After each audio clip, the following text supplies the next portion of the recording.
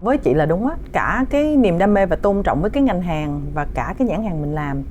thì chị luôn luôn chọn ngành hàng mà chị có sử dụng và nhãn hàng mà chị có yêu thích. Nhãn hàng trở thành một phần trong cuộc sống của chị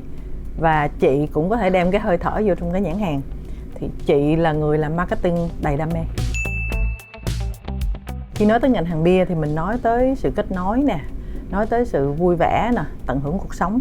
Nhưng rõ ràng là ngành hàng bia thì ở thời điểm hiện tại thì vẫn đang gắn với nhiều cái định kiến. Thực ra ngành hàng bia rất là hay trong cái chuyện là bản thân bia, đặc biệt với văn hóa người Việt Nam mình nha, bia là chất xúc tác để mà mọi người gần gũi với nhau hơn, mọi người có lý do để gặp nhau nhiều hơn. Thì rất là tự hào khi chứng kiến rằng là công ty cũng như nhãn hàng nói riêng, trong suốt bao nhiêu năm nay thì mình làm rất nhiều hoạt động và đóng góp rất nhiều cho xã hội, cho nền kinh tế. Nhưng đồng thời cũng có những cái hoạt động chủ đích từ mình để trong hướng dẫn cho người tiêu dùng về cách là uống có trách nhiệm và đồng thời tạo ra được những cái kết nối có ý nghĩa giữa cộng đồng, giữa bạn bè và cuộc sống gia đình với nhau.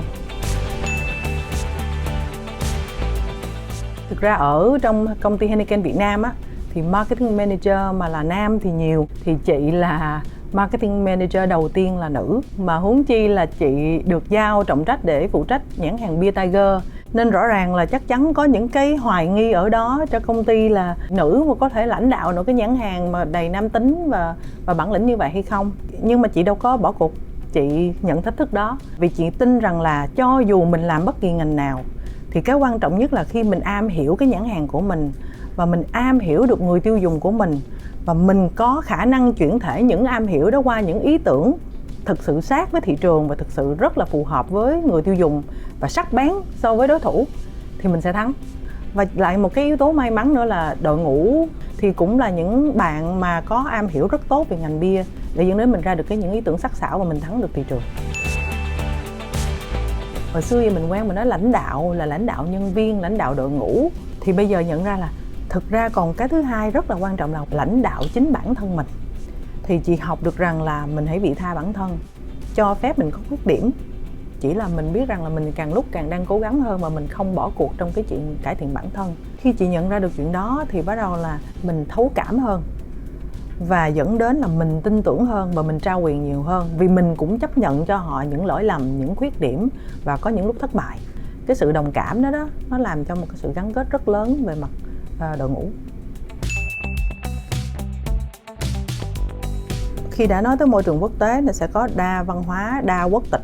Vậy thì đụng rào cản về ngôn ngữ nè, đụng rào cản về văn hóa là hai cái mà rất lớn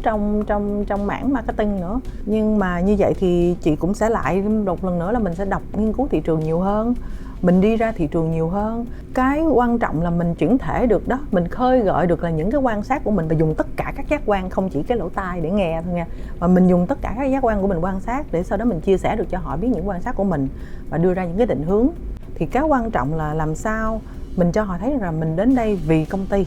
không phải vì mục tiêu cá nhân. Và thứ hai nữa là mình trao quyền nhiều hơn và mình tin tưởng hơn. Dù có rào cản ngôn ngữ, rào cản văn hóa giữa mình với đội của mình, nhưng mình hãy tin rằng là họ hiểu và họ làm được.